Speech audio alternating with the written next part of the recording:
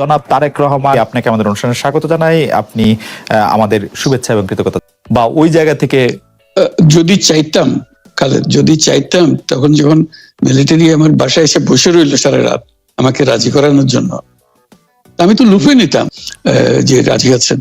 আমি বললাম না, সকালবেলা আসলে একই কথা পাবেন, কারণ আমি তো এটা এমন কিছু না যে মনের মধ্যে সন্দেহ রেখে দ্বন্দ্ব রেখে আপনাদেরকে বলছি, অত্যন্ত পরিষ্কার ভাবে আপনাদের কাছে বলছি।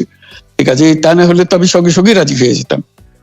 কে ছাড়ে যাও আপনাকে দেশের পুরো সরকারের প্রধান হবার জন্য আহ্বান জানাচ্ছে।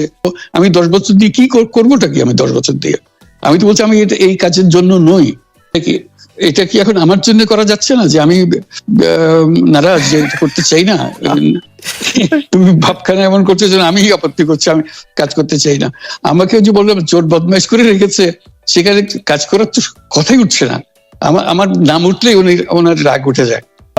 পদ্মা নদীর কথাটা যখন উঠলই, পদ্মা ব্রিজ সম্পর্কে যে কথাটা সরকারের উচ্চ মহল থেকে এটা বলা হয় যে আপনি আপনার ক্ষমতা ব্যবহার করে বা আপনার পরিচিতি ব্যবহার করে বা আপনার যে একটা সাংঘাতিক রকমের গ্রহণযোগ্যতা সারা দুনিয়াতে আছে, যেটি আসলে ওয়ার্ল্ড ব্যাংক সহ অন্য জায়গায় আছে, সেটি দিয়ে আসলে আপনি পদ্মা সেতুটা বাংলাদেশ যাতে ঋণ না পায় সেটির জন্য আপনি চেষ্টা করেছেন।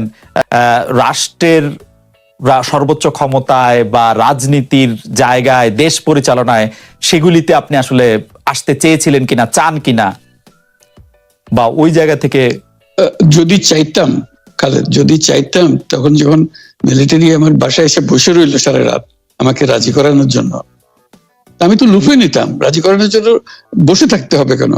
আমি যদি ক্ষমতাই চাইতাম বলে আর চলেন কি করতে, কি কোন জামাটা পড়তে হবে দেখিয়ে দেন, এখনই যাচ্ছি। আমি তো সেটা করিনি। তাদের সঙ্গে তর্ক করেছি, সারা রাত ধরে তর্ক করেছে যে না ভাই আমাকে দিয়েন না, আমি এই কাজের উপযুক্ত না, আপনারা অন্য লক্ষ্য যান। তারা আমার উপরে মন ঠিক করে ফেলেছে আমাকে নিতে হবে।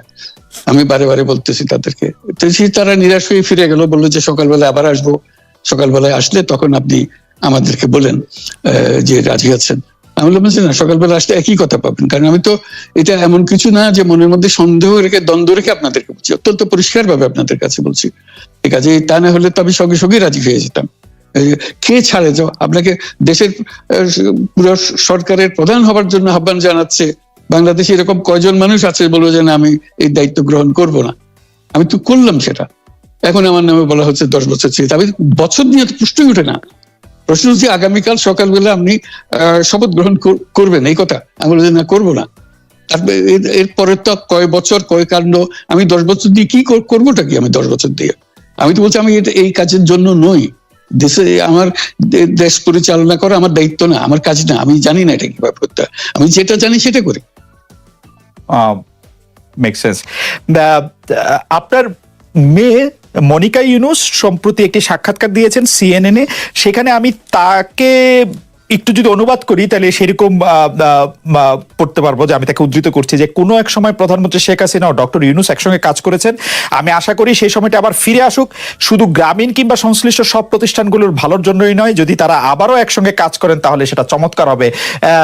এই মনিকা ইউনুসের এই আশা কি আপনারও মানে একই রকম আশা কিনা যে প্রধানমন্ত্রী শেখ হাসিনা এবং ডক্টর ইউনুস একসঙ্গে কাজ করলে আরো কিছু চমৎকার কাজ হবে, বা এটা আপনি আশা করছেন এরকম কি? এটা কি এখন আমার জন্য করা যাচ্ছে না যে আমি নারাজ, যে করতে চাই না? তুমি ভাবখানা এমন করছো যেন আমি আপত্তি করছি, আমি কাজ করতে চাই না। আমাকে যে বললাম চোর বদমাইশ করে রেখেছে, সেখানে কাজ করার তো কথাই উঠছে না। আমার নাম উঠলেই ওনার রাগ উঠে যায়। আমাকে সুৎখোর না বললে ওনার মন তৃপ্ত হয় না। আমাকে চুবিয়ে না ডুবালে, পদ্মা নদীতে আমাকে চুবিয়ে না ডুবালে ওনার মনে শান্তি আসে না। ঠিক আছে, আমি কি করে বলবো? ওনাকে বলতে তো হবে, ওনাকে যদি কিছু বলতে হয়। পদ্মা নদীর কথাটা যখন উঠলই, পদ্মা ব্রিজ সম্পর্কে যে কথাটা সরকারের উচ্চ মহল থেকে এটা বলা হয় যে আপনি আপনার ক্ষমতা ব্যবহার করে বা আপনার পরিচিতি ব্যবহার করে বা আপনার যে একটা সাংঘাতিক রকমের গ্রহণযোগ্যতা সারা দুনিয়াতে আছে, যেটি আসলে ওয়ার্ল্ড ব্যাংক সহ অন্য জায়গায় আছে, সেটি দিয়ে আসলে আপনি পদ্মা সেতুটা বাংলাদেশ যাতে ঋণ না পায় সেটির জন্য আপনি চেষ্টা করেছেন। এই ব্যাপারটা নিয়ে কি আপনি একটু কিছু বলবেন যে এটা আপনার বিরুদ্ধে একটা অভিযোগ? কি বলবো, এটা বলো, এটা হাস্যকর একটা কথা মুখ থেকে বলে ফেললো চোর ডাকাতের মতো, এটাও আরেকটা বলে ফেললো। এটাই সত্য হয়ে গেল। আমরা যে বারে বারে বিবৃতি দিলাম তখন এটা প্রশ্নই ওঠে না। আমরা বাংলাদেশের নাগরিক হিসেবে আমরা গৌরবান্বিত যে এই পদ্মা সেতুর উপরে আমরা একটা সেতু বানাতে পারবো, এটার জন্য আমরা সবাই চাই। কাজে এটা তো বিরোধিতা করার তো প্রশ্নই ওঠে না। কেন বিরোধিতা করবো? দেশে যে একটা বড় রকমের ঘটনা ঘটতে যাচ্ছে সেটা তো আমরা সবাই সমর্থন করেছি। তিনি বলেই চললেন। এখন একজনে বলতে থাকলে তো আমার করার কিছু তো নাই। উনি এত শক্তিধর যে এখানে আমার কথা তো কিছুই থাকে না। ওনার সরকারের যাবতীয় প্রচার যন্ত্র ওনার হাতে। আমার তো আমার গলার যত তীক্ষ্ণ। আপনি তো কথা বলেন না, বললে তো নিশ্চয়ই আপনার সাথে না। একটি প্রশ্ন আসছে যে পদ্মা সেতুর যখন উদ্বোধন করা হবে তখন কি আপনাকে নিমন্ত্রণ জানানো হয়েছিল? যে মানে রাষ্ট্রের পক্ষ থেকে এরকম বলা হয়েছিল যে আপনাকেও নিমন্ত্রণ জানানো হবে, বা আপনি মনে আছে কিনা? মনে পড়ে না এরকম করছে। আচ্ছা মনে আচ্ছা। গ্রামীণ ব্যাংকের আপনি যখন মানে গ্রামীণ টেলিকমটা আপনি প্রতিষ্ঠা করেন, সেই সময়ে গ্রামীণ টেলিকমের সাথে গ্রামীণ ব্যাংকের সম্পর্কের যে বিধিমালা, সেই বিধি কি আপনি যখন চলে এসেছেন গ্রামীণ ব্যাংক থেকে সেটি পরিবর্তন করা হয়েছিল? তো সেই পরিবর্তনটি মানে পরিবর্তনটির জায়গাটা যদি আমাদের একটু পরিষ্কার করতেন। পরিবর্তন ছিল যে আগে এটা নমিনেট করতে পারতো গ্রামীণ ব্যাংক, চেয়ারম্যান পদের জন্য একজন লোক নমিনেট করতে পারতো। আমরা যেহেতু গ্রামীণ ব্যাংক থেকে আমাদেরকে সরিয়ে দেওয়া হয়েছে, তখন আমরা মনে করলাম যে এটা রাখার আর দরকার নাই।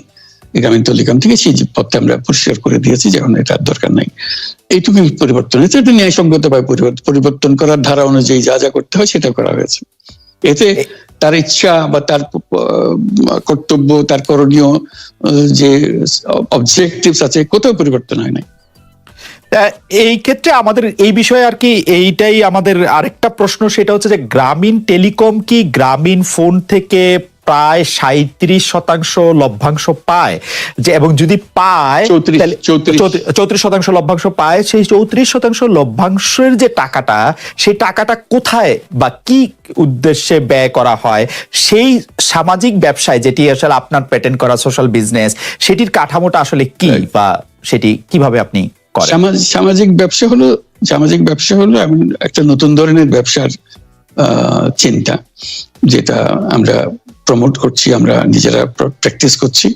যেটা ব্যবসা মানে হলো মুনাফা করা, ব্যক্তিগত মুনাফা করা, এবং তার লক্ষ্য হলো সর্বোচ্চ মুনাফা করা। এটি হলো ইকোনমিক্স এর নিয়ম, যে সর্বোচ্চ মুনাফা যদি করি সবকিছু ঠিকঠাক মতো চলবে। আমরা বললাম যে এটা ভুল জিনিস, যে সর্বোচ্চ মুনাফার মধ্যে দিয়ে মানুষকে এক রকমের নেশাগ্রস্ত করেছে।